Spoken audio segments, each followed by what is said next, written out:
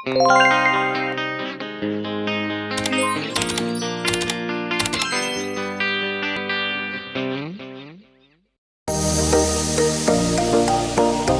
pleasant day to our online family. For this video, I will be sharing a glimpse of my life before and after of becoming a CEO.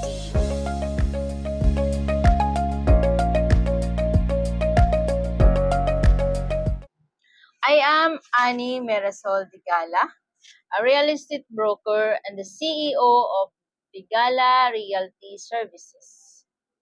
I'm originally from Northern Samar, in the municipality of Katubig. So, what are the ways and hardship I go through just to be a person one I wanted to be? My life has been a roller coaster ride. It's made me vulnerable, but at the same time, it made me stronger. In order to survive, especially in terms of my education, I had to exert a great deal of effort, not only in studying, but also in meeting my needs. At a young age, I witnessed how life is hard, how poverty could affect our living, and the difference between my life to others. Having experienced hardship, I vowed to myself that one day, the cycle of poverty would end for me. I endured all the challenges to support my studies and eventually graduate. In the year 2007, I successfully completed my college education with a degree in Bachelor of Elementary Education. After graduation, I immediately went to Manila to seek employment.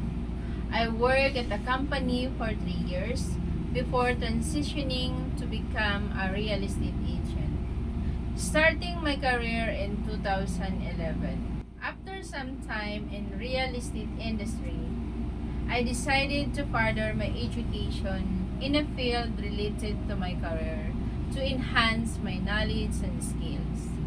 In 2023, I obtained my second degree, a Bachelor of Science in Real Estate Management. Subsequently, I pursued the licensure examination for real estate broker.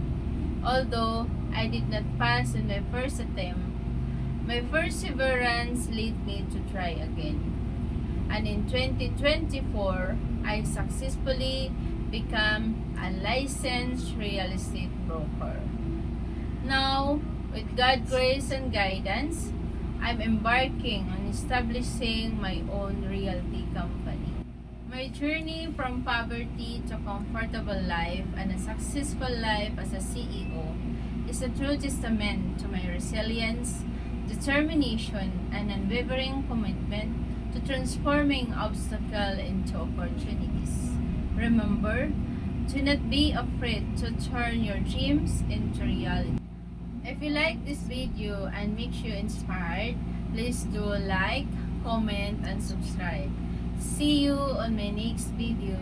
Bye!